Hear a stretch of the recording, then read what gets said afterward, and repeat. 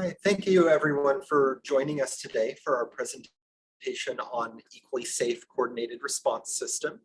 I'd like to start by beginning with a land acknowledgement and then providing a brief bio for the presenters for today before we get into our presentation. So I'd like to begin by saying that in the spirit of respect, reciprocity, and truth, we honor and acknowledge the Mokinistas and the traditional Treaty 7 territory and oral practices of the Blackfoot Confederacy, Siksika, Kainai, Piikani, as well as Yaska Nakota and Tsuut'ina nations as we are presenting from you in Calgary today. We acknowledge that this territory is home to the Métis Nation of Alberta, Region 3, with the historical Northwest Métis homeland. Finally, we acknowledge all nations, Indigenous and non, who live and work and play on this land and who honor and celebrate this territory. I believe that you've all been provided with full bios for our presenters today. So I wanted to just provide a brief introduction for who you'll be hearing from. So first we have Acting Staff Sergeant Glenn Andershock, who first joined the Calgary Police Service in 2005 and is now Acting Staff Sergeant at the Calgary Police Service's Domestic Conflict Unit, which oversees multiple teams, including the Equally Safe team, which we'll be talking about today. Rick Agadia, who's been working with a Family Services Department Manager at the Calgary Immigrant Women's Association for over 11 years. Katarina Zacharias has worked as a manager for the Kirby Center shelter since May 2019. Trey Ostrowski is the team lead at Awotan Healing Lodge Society's Wellness Center and has been with the organization for 5 years. And I'm Richard Kendall. I'm part of the YW Calgary, and I currently hold the role of Equally Safe Team Coordinator. Prior to this, I was a case manager for 3 years on the Equally Safe team before changing roles in September of 2021. Before we get started, I'd also like to mention a little bit about the Q&A process for today. So please note on that there's a Q&A section that you can use to submit your questions for us. We'll hold off on answering them until we're done with the presentation, but you're welcome to type them in as soon as you'd like, and we'll address them when we're done. So with that, I will pass it over to Glenn Andershock. Thank you, Richard. As Richard mentioned, we're here today to tell you about a exciting new partnership, I guess relatively new partnership, that the Calgary Police Service has started with our community partners, including the YW, Kirby Center, Awotan Healing Lodge, Calgary Women's Emergency Shelter, or QUEST, and Calgary Immigrant Women's Association, or CIWA, as you might hear me speak with the acronyms. So the Equally Safe team is a unique collaboration of agencies that provide timely and effective assessment, intervention, and referral to individuals and families experiencing domestic violence and conflict in their families. This is a infographic that we created to hand out to the community to let everybody know and understand what we can offer to the community and supports we can give to victims of domestic violence. From the Calgary Police Service, originally we partnered with another agency called Homefront Calgary in 2008. We started a pilot with 2 constables and 2 case managers working in one of the areas of the cities with one of the highest rates of domestic violence in the city. After 5 years, this was expanded to 8 constables and 8 case managers from Homefront due to the success that the partnership was having. 2018, funding changes at Homefront resulted in them withdrawing from the collaboration, leaving us with 8 constables and no case managers to support through community. To continue the program, the YW provided 2 interim case managers to keep it running, who split their time between the constables, and they split the city in half, with 1 working in the north half and 1 working in the south. Just quickly, after this, a review of the domestic conflict response team program was initiated by the police service. At that time, we were looking to get a broader community base. There was a need for CPS to share our information and provide the best community supports to the families affected by a DV. So what I mean by this is the police were always gathering information when we went out to people's houses in the middle of the evening or middle of the night, And now we're looking to share this information with our communities so that we can provide the best resources we can. One of them was looking for diverse partnerships so that we could reach into the marginalized communities and areas that we don't have expertise in. So that time, the Calgary Police Service approached the Calgary Domestic Violence Collective, which is a group of about 70 agencies that work together, and approached them for assistance. I'm just going to step away from sort of how the program was brought to fruition, just to give you an idea of how many calls we go to give you an idea of what we were looking at. So in 2020, we went to 19,831 domestic calls. That was roughly 15,000 standby calls or information reports where there was no violence, and about 4,000 calls that involved violence. So in 2021, surprisingly, our number was just a little bit lower than that. It was about 19,700. As we move forward from the domestic conflict response team and we started our new partnership, we became the Equally Safe team. We were assigned in 2020, 433 of those files. And part of our work, our early intervention outreach program, was assigned 600 from when we started doing them full time in August until December 31st. Our violence team was assigned. So in the domestic conflict unit in Calgary, we have 5 different units. So Equally Safe, our domestic violence team had 357 files. Our elder abuse response team took 219 files. And our home team took 199. So you can see from that 19,800, there are a lot of people that still we're not being able to reach after we've been to their house for a domestic call. So to the referral process for how the Equally Safe team gets their calls and information, all the calls are generated through our patrol, and at every single domestic related call, our officers out in patrol file a report. These reports are reviewed every day by our domestic violence risk assessment team. This is a team of 5 civilian members, and they assess all domestic, mental health, EPO or emergency protection order, criminal harassment, stalking calls to CPS. In 2020, they assessed 37,712 calls. DVRAC considers risk factors, known history of involved, current incident, and they use their structured professional judgment to assign the files to the individual teams in DCU, in their domestic conflict unit. For the Equally Safe, the risk assessment team assigns chronic or escalating violence in the home. We're not usually assigned files with criminal code charges, as victims have supports through our other court avenues to support them and provide community resources. The officers that work for me in domestic or in Equally Safe are responsible for court support for victims, court orders, emergency protection orders, charging offenders with breaches, and laying fresh charges if they occur. They're also responsible for contacting the offenders and trying to assist them in breaking their cycle as well. Our current picture is we're up and running as of February 2020. We faced a few challenges off the start, which one is office space and trying to find a place where we could all work together. COVID, the Calgary Police Service were sent home on March 17th, 2020. Most other people were within a week or two. So forming that team dynamic and that cohesiveness was very challenging in that first few months, but we were able to do it through Zoom and team meetings and training opportunities. One of the things that we pride ourselves on is our offender contacts. This is a work in progress, but it's very challenging in getting offenders to engage with us and try to get them to see their actions through a different lens and see if we can provide them with some of the tools to change their behaviors. We're going to talk a little bit later about our early intervention outreach program.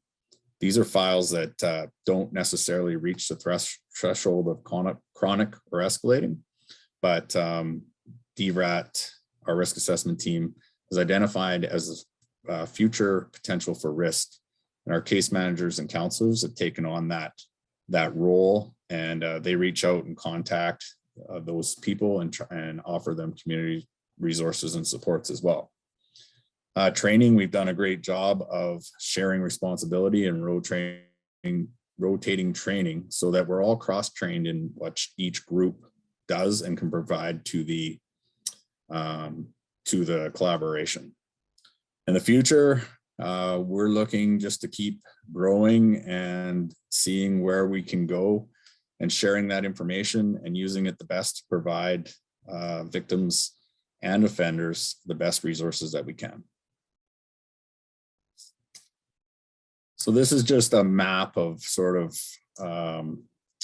how we roll out, and it's similar to what I explained earlier. If you start on the left side in the top left, you'll see the CPS. We go to a 911 call, and at that point, a report is generated. From the report, the assessment is done. Children are in the home. It's automatically sent to child services so that they can engage, who we will also engage with in the Equally Safe program. Goes down to chronic and escalating, and it's assigned to our team. The yellow box in the bottom left shows our 8 constables and the layout that each partnership brings, which you'll hear about from each partnership as we move forward. As you go to the bottom and over to the right, you see our practice group or service team, which is our case managers and counselors. As you go up, you see the coordinating team, which is the sergeant and managers of each unit that assist everyone in running the day-to-day operations. Each partnership has brought in a member, most of them are executive directors, to the oversight committee, and we receive supports when we need them through the Calgary Domestic Violence Collective. And now I'll pass it over to Richard for information about the YW. Thank you, Glenn. Since 1910, the YW Calgary is focused on enhancing women's safety as well and well-being while advocating for equity, prosperity, and inclusion. We provide crisis and transitional shelter, affordable housing, counseling, parenting supports, childcare, language, and women's economic prosperity programs that help move women and their families from crisis to stability. The YW's partnership began in 2018 when the YW committed to provide the 2 full-time case managers to the domestic conflict response team. Initially, this involved 1 case manager covering North Calgary and the other covering the South, as Glenn mentioned. Case managers provide clients with information and referrals, emotional support, and safety planning, all while working closely with the DCRT constables from each police district. YW case managers and constables meet with clients in the community, their homes, and police district offices. In 2020, the program evolved from the DCRT program into the Equally Safe team. This still involved 2 full-time YW case managers, but they would now be joined by workers from other agencies. In March 2021, the Equally Safe Response Team Coordinator position was created to assist in the operations of the team. And I also wanted to explain that our approach is based on our practice framework. So you can see the diagram here. We focus on intersectional feminist lens, strength-based services, skills training, harm reduction, and a trauma-informed practice. The YW Calgary case management is a client-driven process which aims to be holistic and compassionate. We strive to develop internal resources and use effective and efficient external resources. Our interventions are purposeful, collaborative, and focus on accountability and client rights. I also wanted to highlight more of our services. So we also offer risk assessment, skills building, safety planning, court support, emotional support, advocacy, domestic violence information and referrals, and goal setting. And I'm also going to talk a little bit about Calgary Women's Emergency Shelter. For over 45 years, the Calgary Women's Emergency Shelter has been providing individuals experiencing family violence and abuse with support. The Calgary Women's Emergency Shelter has vigorous programs to support individuals, such as Emergency Shelter, a 24/7 family violence abuse helpline, men's counseling programs, child, youth, and family counseling, community services counseling, and a court program. Prior to COVID, the counselors would meet clients at their office or in a safe place in the community. However, at this point, they will connect with clients over the phone or through a virtual platform like Zoom or Teams. Under the Community Services Counseling Program, they have 2 counselors supporting the Equally Safe program. The Calgary Women's Emergency Shelter utilizes response-based and feedback-informed services and a response-based approach. So at Calgary Women's Emergency Shelter, the counselors provide counseling, safety planning, case planning, parenting strategies, and navigation of community resources. Additionally, they provide counseling to parents who are experiencing violence and abuse by their older children. In order to further provide support to families, they will also connect with the individuals who have perpetrated the violence and abuse. Additionally, they provide a 10-week parenting group, which discusses parenting strategies and provides a social network of support. They're a gender-inclusive program and will support individuals who are experiencing or perpetrating the family violence and abuse. And with that, I'm going to pass it over to Reka, who is going to discuss Calgary Immigrant Women's Association. Thank you, Richard. So Calgary Immigrant Women's Association, as Glenn mentioned, CIWA, that's how I'll be referring. So CIWA was established 40 years ago in 1982 as a registered charity, and we have a very customized, culturally sensitive and holistic approach to serve immigrant women because they are our primary clients, but through the women, we serve the entire family, the mothers, senior children, youth, families, and even men. And we at CIWA are recognized definitely as a provincial and national leader when it comes to the outcome-based gender-specific settlement services.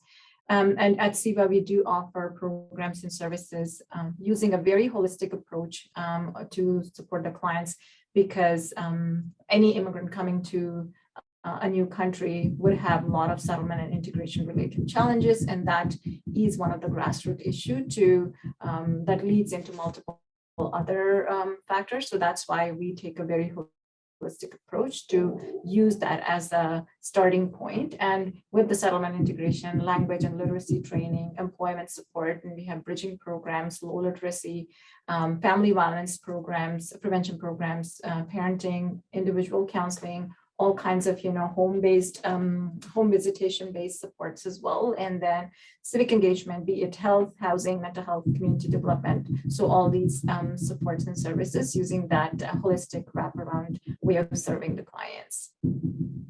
Next slide, please.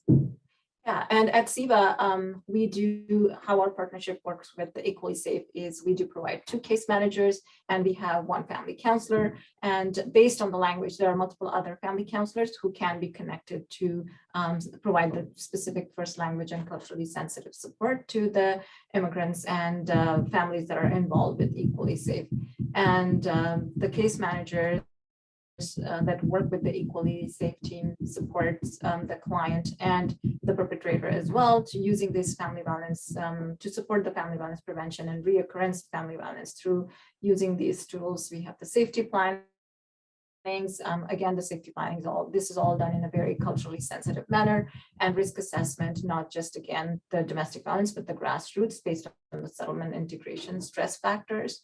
And then connecting them to tons of internal and external referrals. At CIWA, we have over 50 plus programs internally, so that supports can be connected right away from the get-go, and providing a lot of information and education that could be through workshops, through support groups, doing a lot of advocacy work, because a lot of these immigrants and refugee families may not be able to speak for themselves. So providing that support, and of course, individual counseling, and then also family counseling, couples counseling. And the biggest thing is also making sure that we are practicing cultural humility, not just the cultural sensitivity.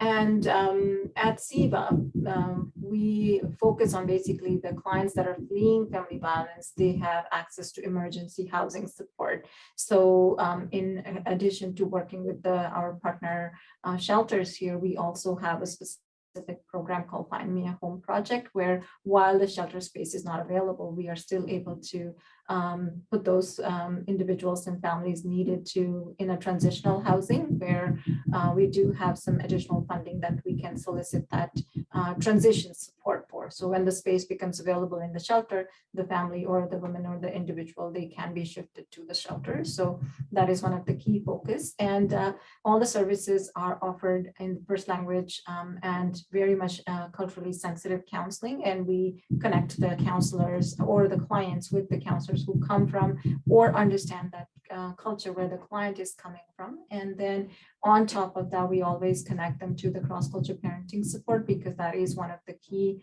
things that happens within the families, that the parenting support is equally important when the violence is also there, right? So childcare is available. Being a women-specific organization, gender-specific organization, we take pride in providing free childcare support for any clients accessing SIVA services. So, and this may be either a bottleneck for them to access service. So that's why we want to remove that obvious bottleneck. So, and then the other important piece is that we also engage perpetrators through lots of follow-ups, individual counseling, support groups, and providing them with the community resources that may be needed to, move on and take their life to the next stage. With that, I would pass on to Trey from Awatan. Hi.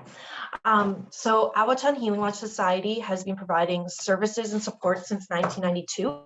We are a full service emergency shelter that provides services to women and children from all cultures.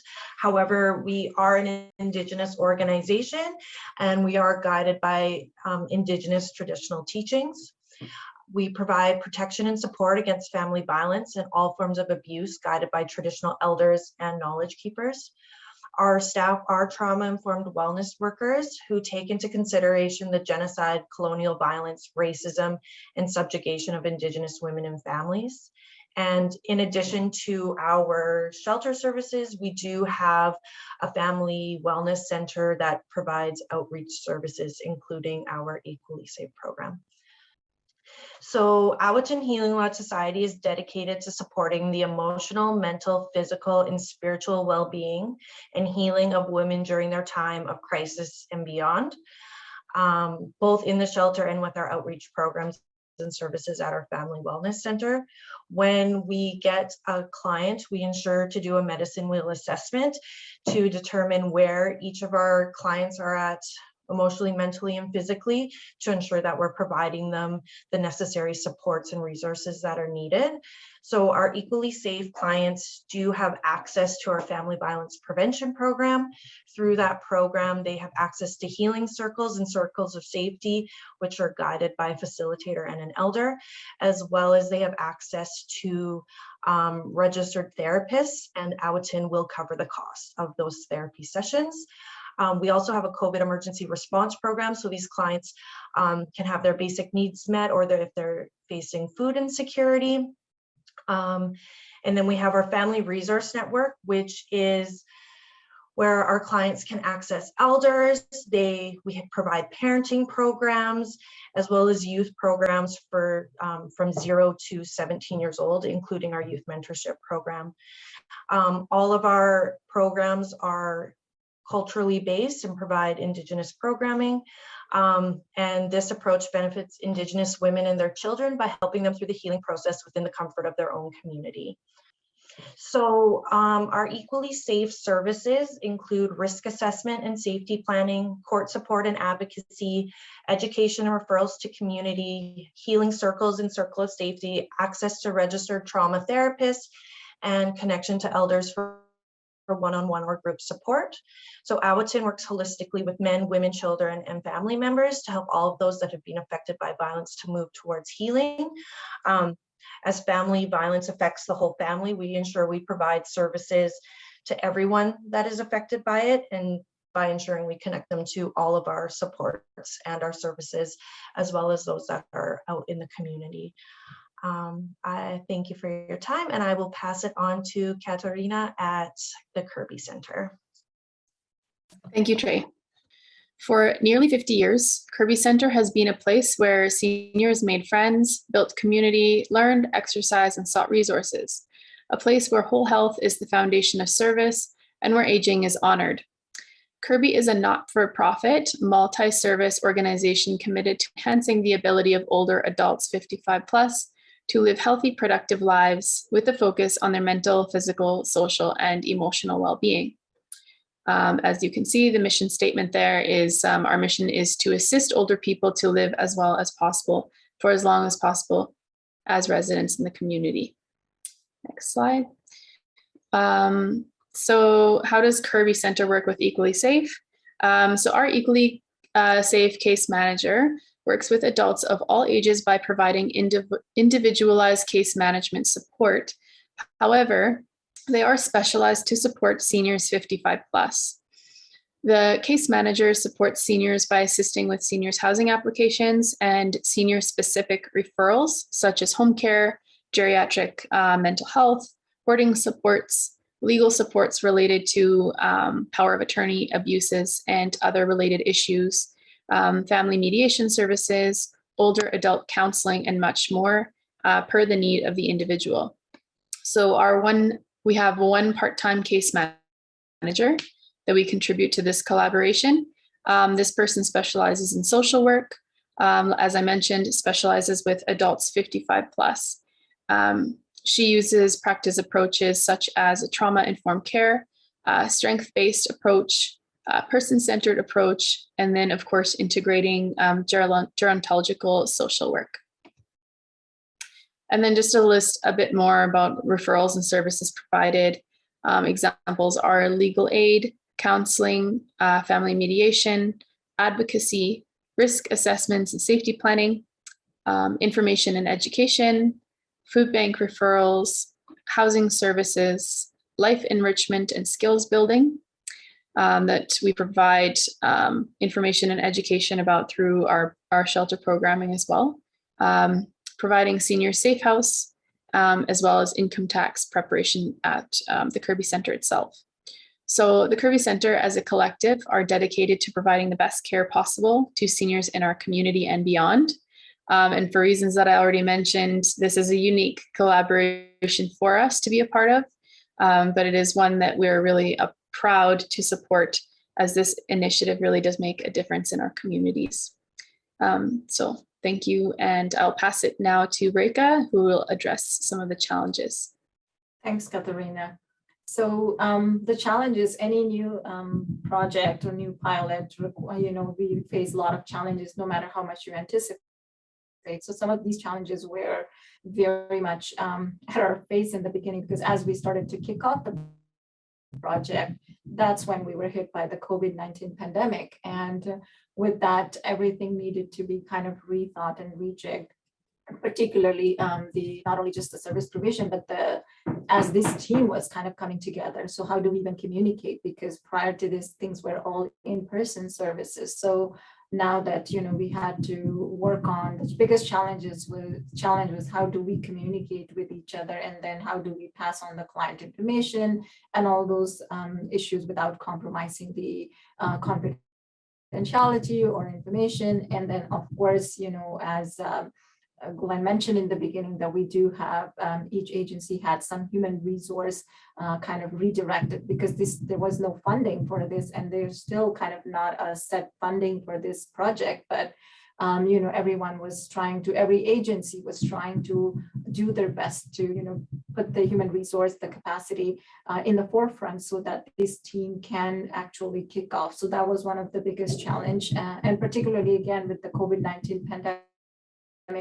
Every organization was kind of figuring out their own other day-to-day operations in terms of human resource and all kinds of things, right? And then now that we kick off, also how do we collect the data that is meaningful, or that data is standard, and then the data that talks and gives us some solid information, and what is that data that we need to collect. And then also, we are all working as partner agencies, but how much do we know about each of the agencies, like the resources lying within and the strengths, and then the capacity so that this team can easily leverage on, and what are some of the uniquenesses? Like, for example, Avatan has a very unique service in terms of the indigenous population, and then Siva has immigrant specific lens. Everyone brings their uniqueness, but then within that, how do we ensure that all the frontline staff that we are, or the team, every member of the team is aware so that they know where to refer and what to refer, right? So, and then how do we basically share and leverage that resource within the current landscape? And with those challenges, of course, we look forward to find solutions. And in that, Richard, if I can move to the next slide, you can see how those challenges led us to also some of the successes. So based on those challenges, like how do we know about each other's organization?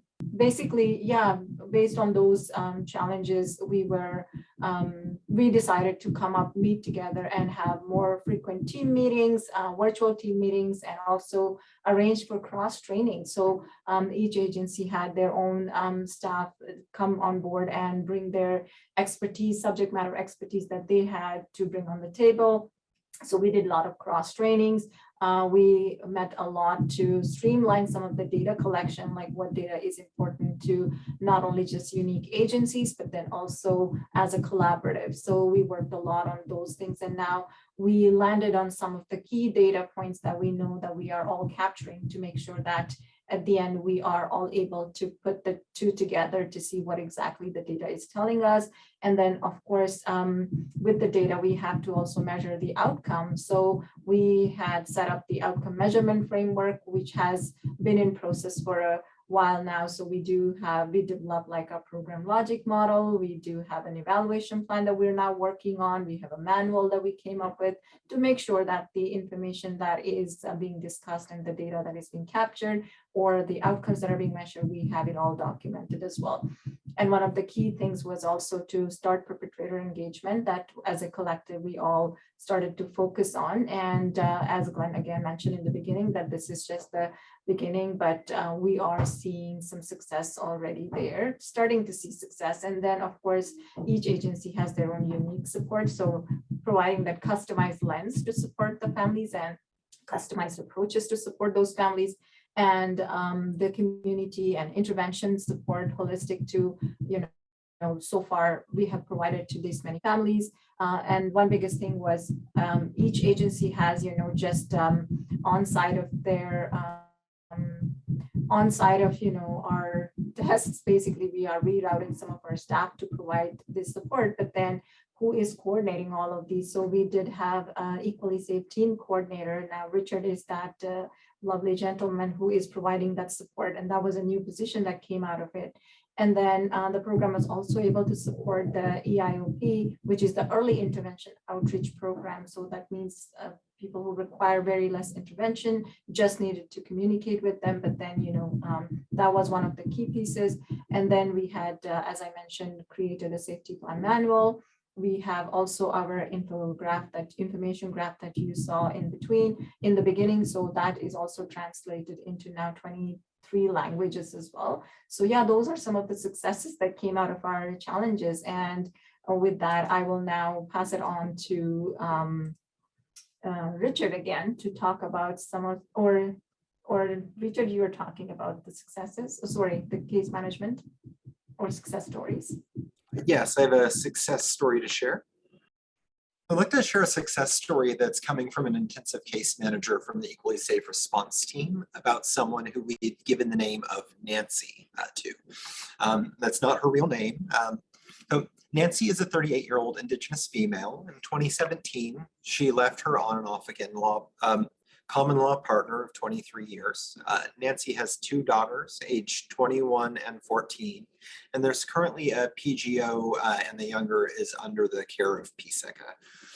Nancy became connected with the Equally Safe program and was assigned to the District 4 team in May 2020 after she reported a potential emergency protection order breach to the police based on an order that had been granted in April of 2020.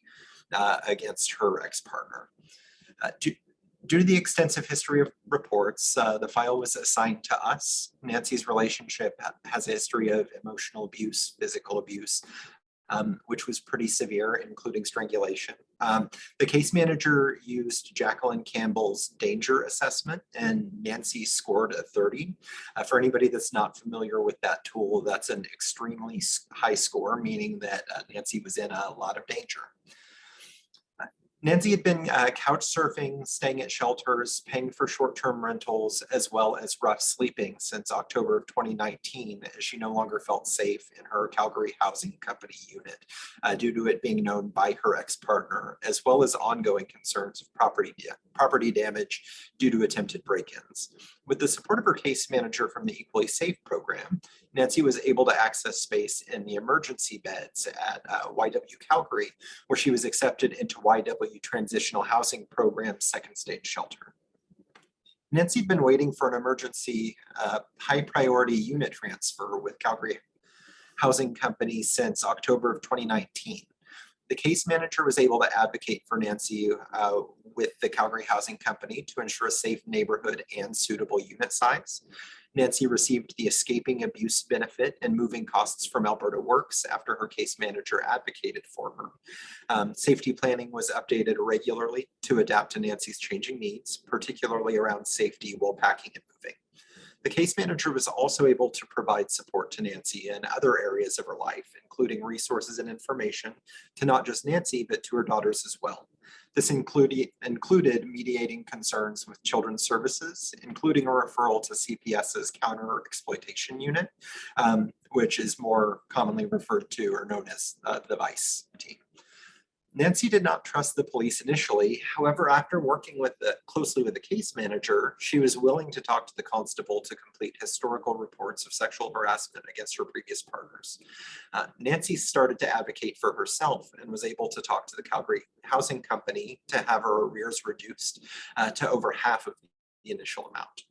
The case manager also provided ongoing emotional support, grounding and mindfulness tools and techniques, education on domestic violence, safety planning, and connecting Nancy to longer-term resources and supports, such as ongoing counseling. Nancy is now finally living in a place that she can call home with no concerns for her daily safety. Thank you, and I'm going to pass it over to Glenn to share another story with us. Thank you, Richard. From the police service perspective, we looked at several of these stories that we've had success where the community groups have been able to engage, where the police haven't been able to break down the barriers. One of the ones that stuck out in the first 6 months of our partnership was a young woman who was approximately 16 years old. Her family had moved to Calgary from India when she was a child, and she had called the 911 a couple of times, claiming that her father was threatening to send her back to India for an arranged marriage or possibly kill her if she did not listen to the house rules and obey his orders. Patrol members had attended the residence. The father was uncooperative, but the patrol was able to get enough information to determine that there were no criminal acts, and they believed the child was safe, but they couldn't figure out the arranged marriages and what was the plan the father had in behind the scenes. That time, the file was assigned to the Equally Safe team, and our partners with Série joined in to help. The case manager from Série was able to go out to the house and speak to the daughter and the father and speak in Urdu. And when speaking in the language, broke down the barriers that the father had with the police. And through that conversation and through the conversation with the daughter, we were able to find out that tragically the family had returned for a wedding and back to India recently, or about a year prior to the calls coming to 911. And unfortunately, the mother was killed during a botched robbery at the wedding in front of the father and the young girl. This put incredible stress on the family as they came back to their home in Canada. And the father was very fearful that he was going to lose his daughter. There was incredible PTSD on both father and daughter and other family members. Through the engagement of CWA, we were able to get them into counseling, and both of them into counseling, and speak more about life in Calgary for the father and what the daughter was going through in her high school and the loss of their mother. After interactions with CWA extended, we have not had any more calls to service at this residence. So without being able to break down those barriers, I don't believe we would have had the success that we were able to have. We've had this with every one of our partners, all 5 of our partners, on different levels during the 2 years we've been in operation. Now I'd like to pass it back to Richard. Thanks, Glenn. I'm going to share some testimonials that we've received from some of our clients. We believe that testimonials are very important to gain information on what's working and what may need to be revised. Additionally, testimonials highlight the impact of our program. I'd like to read 3 client testimonials which highlight the importance of collaboration, safety planning, and support. So first is, I really liked being able to reach out to the Equally Safe team. The counselor and the constable were lifesavers. It was vital to have a specific constable to talk to instead of having numerous constables regarding my experiences with family violence and abuse. Being able to have a counselor to express my feelings to was key, as I would not have been able to share my feelings with others. I felt supported and cared for, which helped me to feel more relaxed and less stressed. Most importantly, I didn't feel judged and was able to express myself to the counselor and constable. Next, the Equally Safe team provided me with ongoing support and kindness. I felt that every time I had contact with either the counselor or constable, I became stronger, more hopeful, and confident that things were moving forward. I was no longer paralyzed by the violence and abuse I experienced from my partner. I was more comfortable spending time with myself, enjoying my friendships, playing with my daughter, and talking with my sons. Due to the ongoing support I received, I no longer felt alone. My counselor called me often, and the constable would email me or talk to me over the phone. I will forever be grateful for the support provided to me during this scary and stressful time. The last testimonial I would like to share. I felt safe knowing that I had all these wonderful people in my life. I felt I had a safety shell around me like shell turtles have, providing them with protection, security, and strength. I felt having a safe person to be able to share things with, as well as to discuss and complete a safety plan, was optimal. I was able to gather information on what to do if I felt unsafe and the required steps to make me feel safer if I was in trouble or in danger. I was grateful that I gained the knowledge and understanding on how to use my cell phone in emergency situations, such as pushing the side buttons to get to 911 instantly. It felt comforting to know that I had a plan in place and who to contact if I should ever need help in the future. So next, I want to share our contact information. If anyone would like to connect with any of us, please take down our information. We'd like to thank everyone for attending our presentation. We look forward to answering any questions you may have. Before we start the question and answer period, I'd like to end with a quote that stresses the importance of collaboration. Staying together is progress, and working together is success. And that was by Henry Ford. So with that, I believe that we are ready to open up question and answers. I see there is a question in the chat. Yes, we do have one. They said that they're sorry if this was mentioned. They may have had some connection issues, but they were wondering about our funding sources.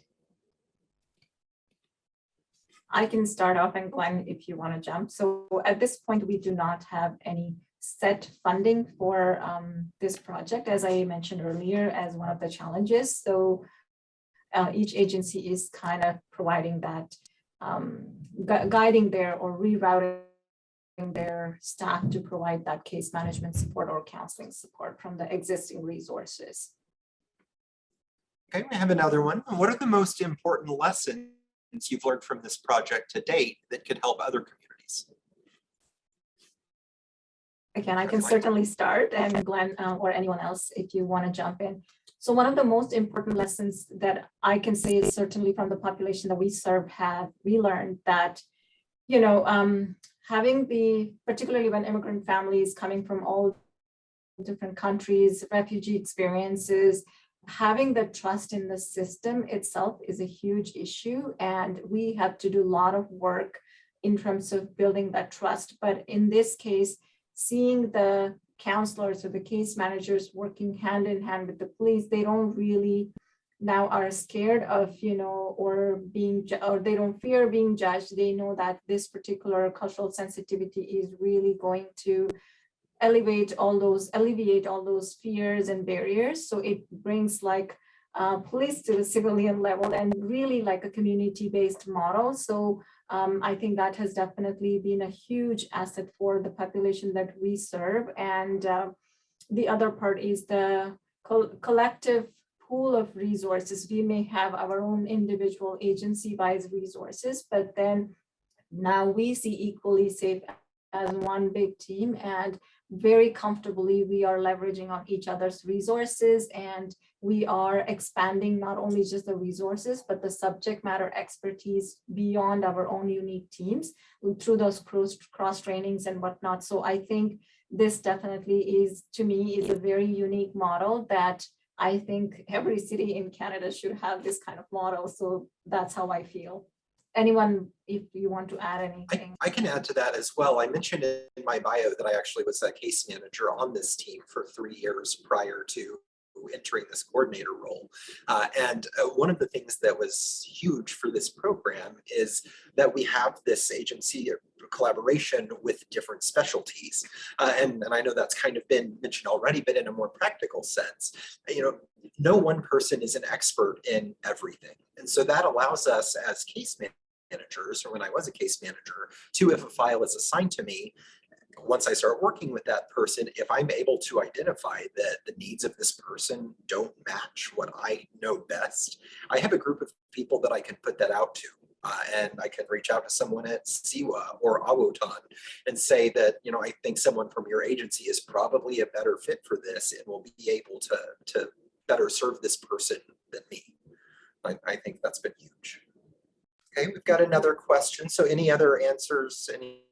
Maybe the other question I can see is, I will start off, and I think Trey, if you want to add to that, but the question is, so do you see the trust in the police increasing among immigrant communities, among Indigenous people? So from the immigrant perspective, I can certainly say that the staff have been able to work with the clients and break any kind of, misconceptions. And because they are seeing the staff are the face of this collaboration. So that is why I feel like definitely the trust in the police has increased, and the immigrant families, they are feeling that they are not culturally, because of their cultural beliefs and values, they are not being judged, or because of their skin color, they're not being judged, because now we are there to provide that cultural lens to the police, the humility, the sensitivity, because we may know particularly this community may have this specific kind of,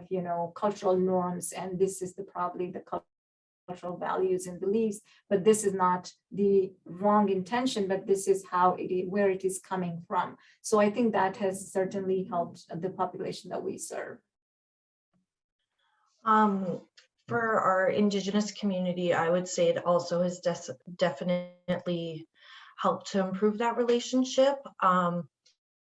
Through our Equally Safe caseworker, our clients get that opportunity to build a safe and trusting relationship where there's already an understanding of the intergenerational trauma of the colonial violence that has happened, and why a lot of our families wind up in violence. And then through that, they have that support and the worker to come alongside when working with the police. And again, kind of like Rekha said, to have that, provide that cultural safety, to help guide the constables to work together.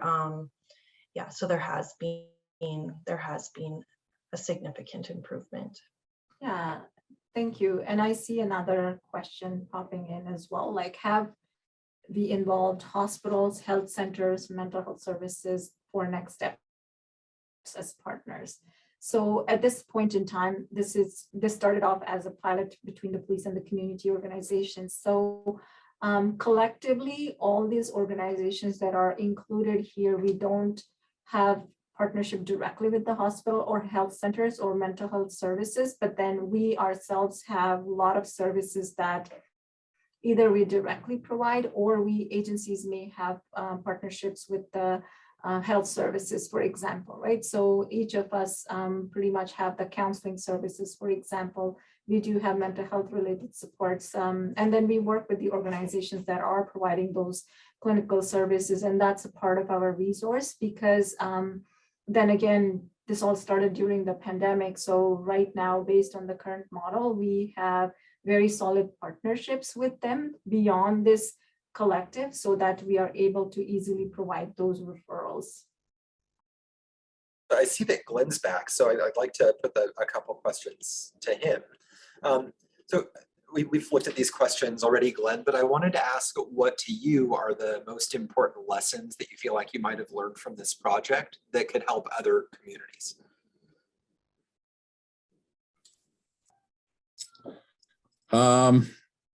I think the biggest thing to help other communities is to have an open communication line. With this, I'm not sure if it was mentioned already, but from the police's point of view, to start this off, we were able to sort of be center point of the collaboration.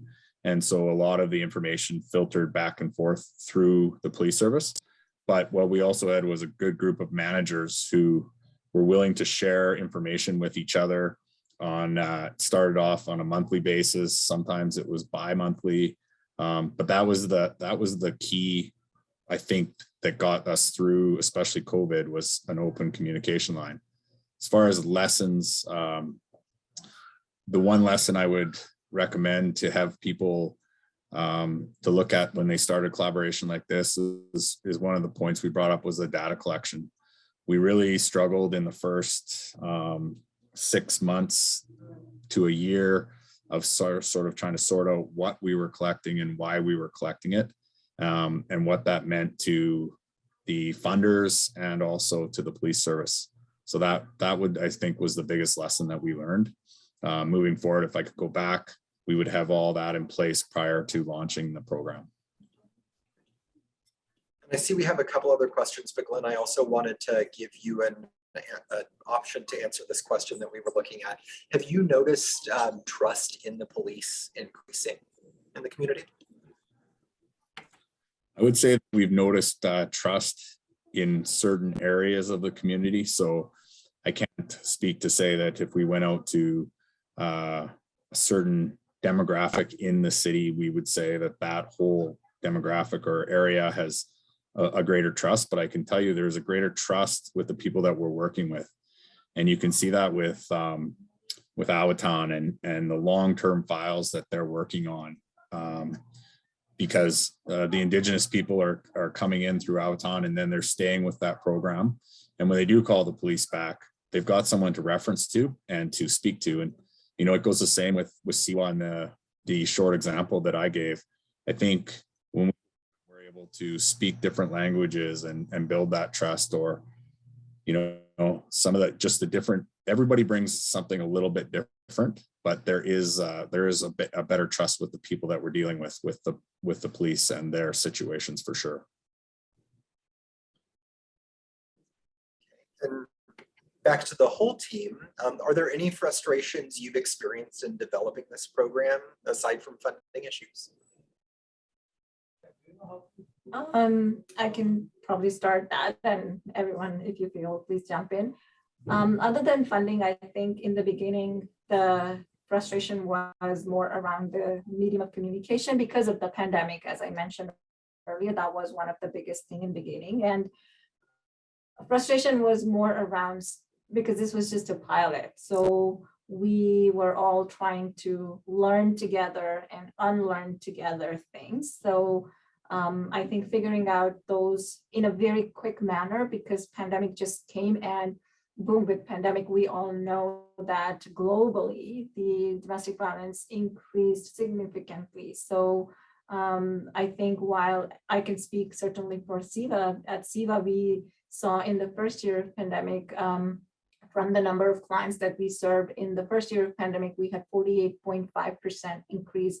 And in the year two, we had 57% increase, to be very specific. So that tells like we had our own issues to deal with, while we wanted to make sure that to deal with that issue effectively, this collective piece has to also work effectively. But the time and all the new constraints and the health restrictions and, you know, the lockdowns and all those were just very frustrating at the moment. But the big thing was that the team was very committed to make sure, and every manager, every staff, every officer that was involved, they were all so committed to be more solution focused rather than looking at the problem. So I think that is something that I can certainly with confidence tell you all.